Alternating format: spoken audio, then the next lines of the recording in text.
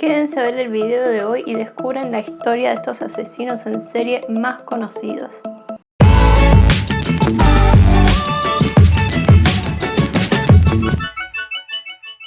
Hola a todos, bienvenidos a Curiosity Cam. Hoy vamos a ver la historia de estos 5 asesinos seriales más conocidos.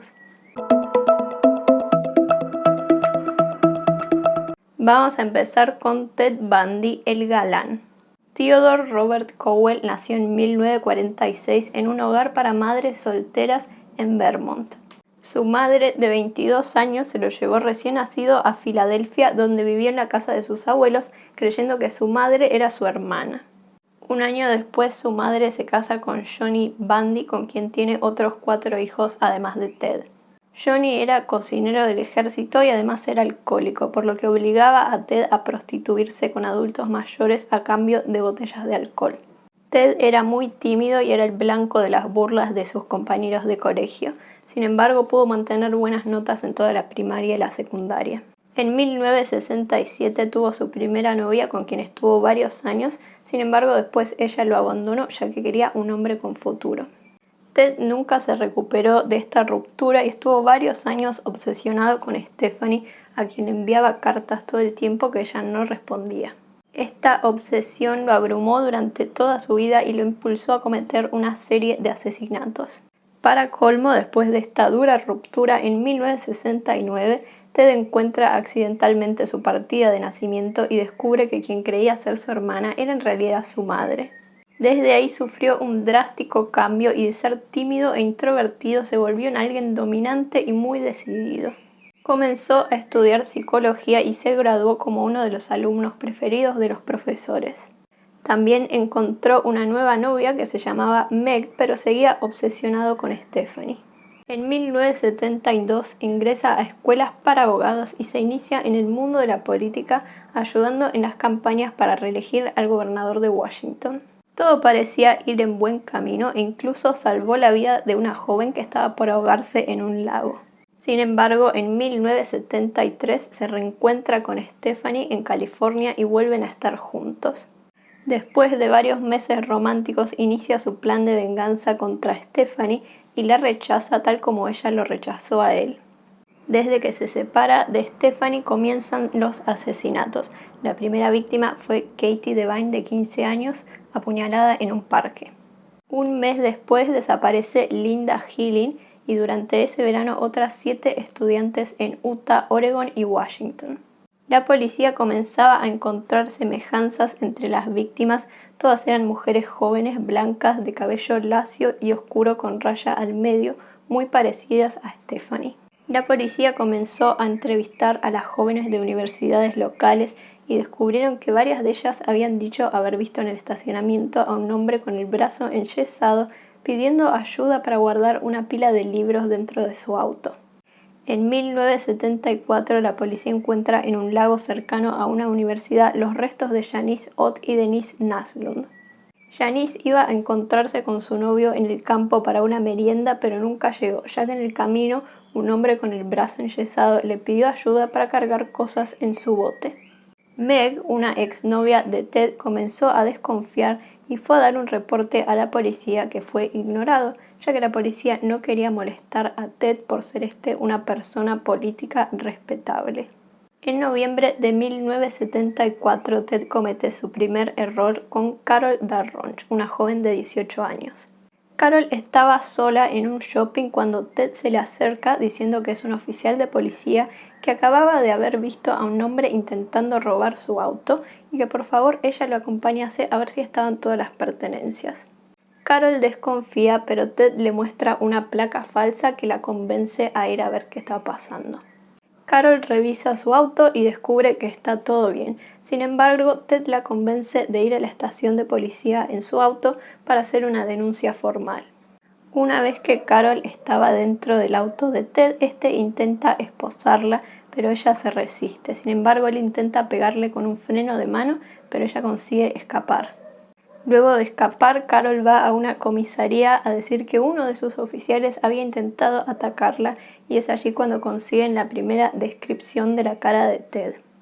Esa misma tarde, una estudiante de secundaria, Jean Graham, encuentra en el estacionamiento del colegio un hombre que le pide que vaya a revisar su auto. Sin embargo, ella está muy ocupada y lo rechaza. Un rato más tarde, Ted vuelve a pedirle ayuda a Jean, pero ella lo rechaza nuevamente al notar algo muy extraño en él.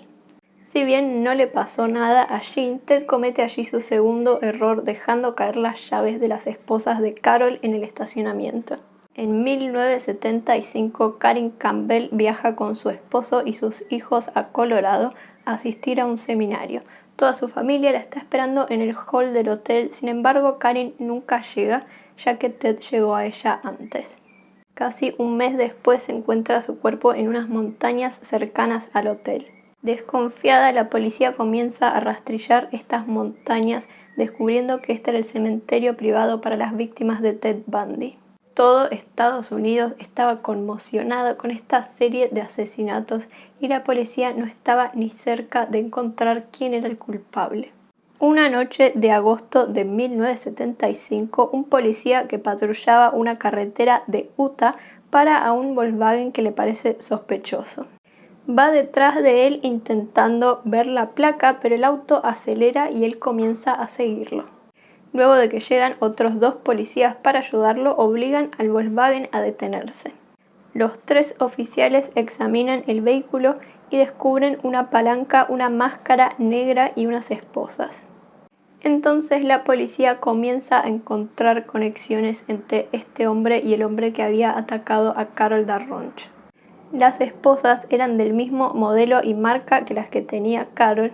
La palanca era el arma que había utilizado para amenazarla y el auto era el mismo que ella había descrito.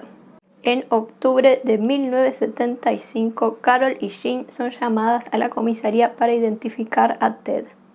Para el día que lo habían citado, Ted ya había cambiado completamente su apariencia. Sin embargo, Carol lo reconoció igual.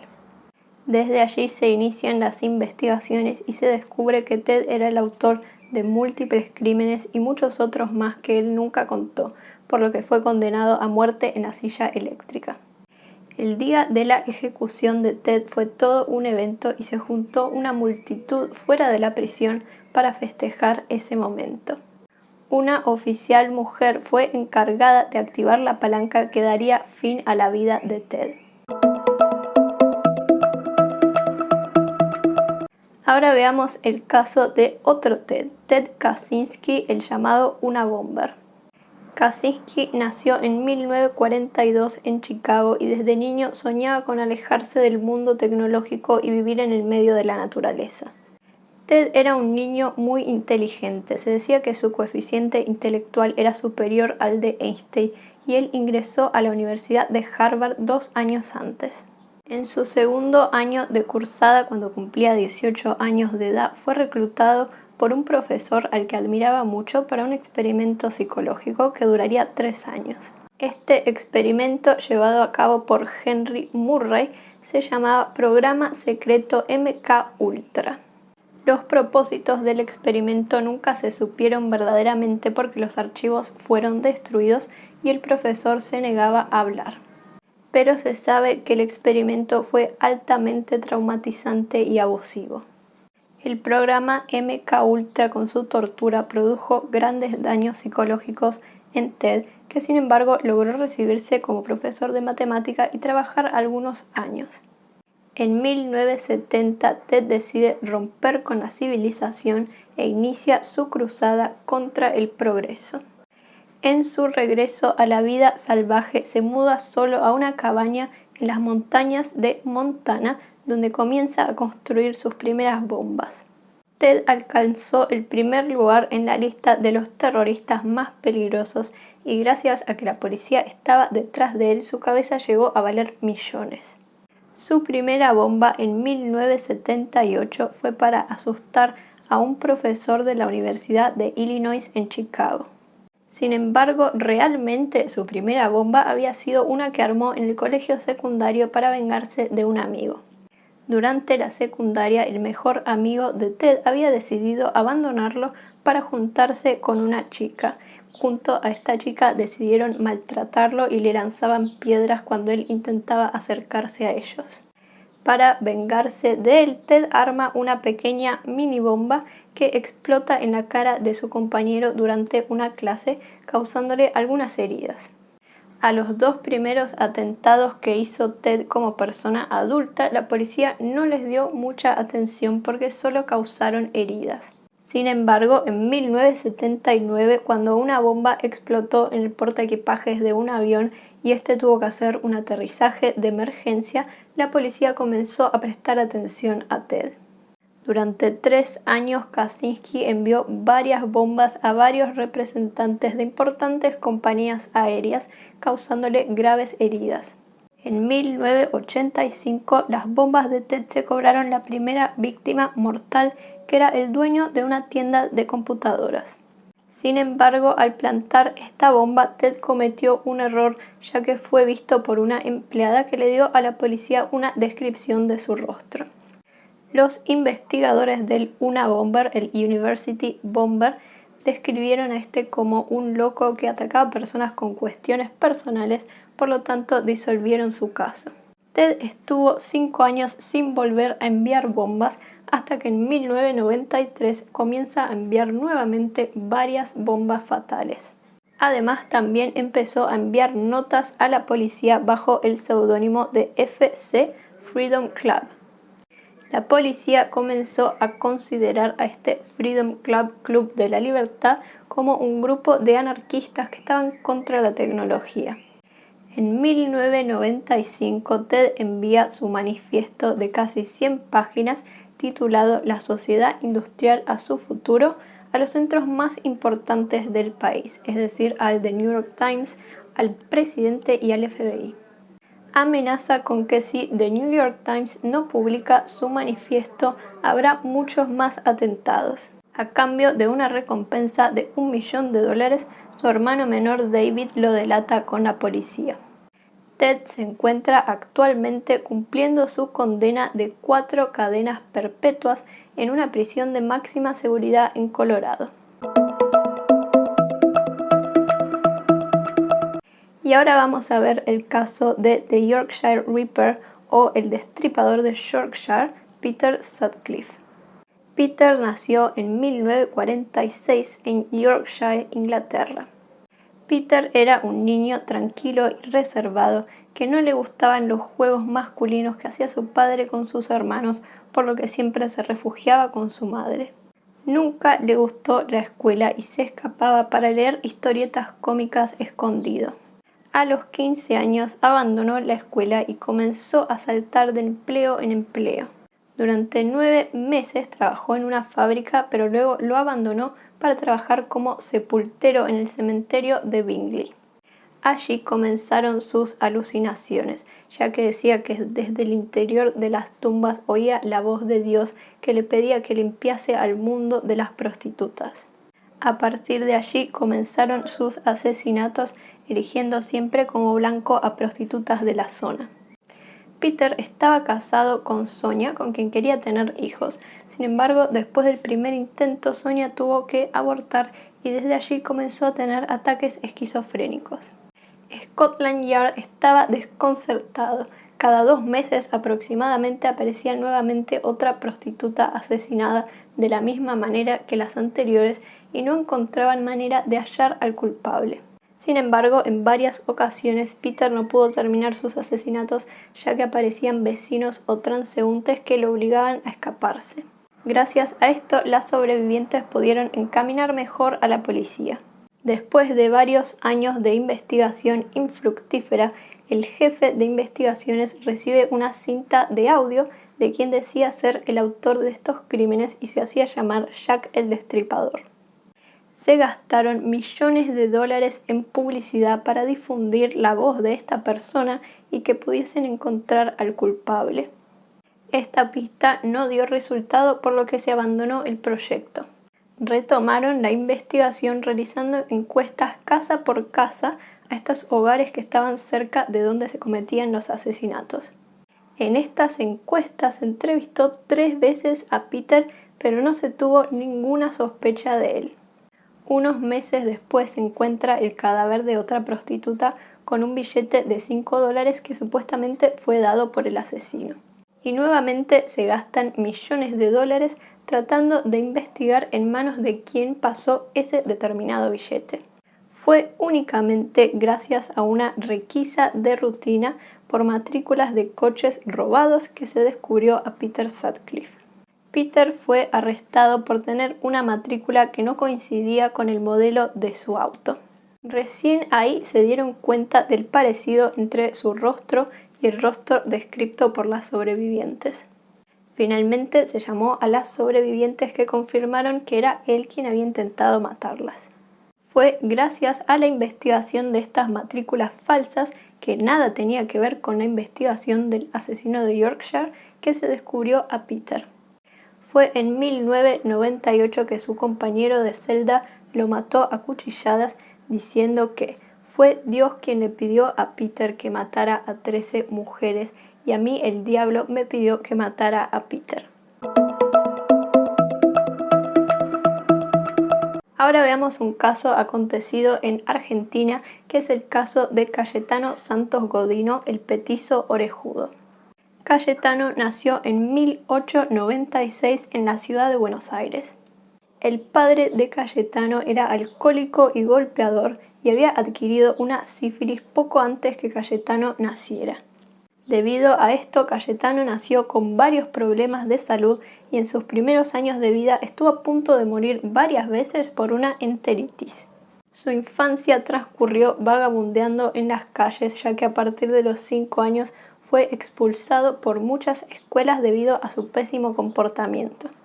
En 1904, cuando él tenía apenas 7 años de edad, comienza su carrera criminal.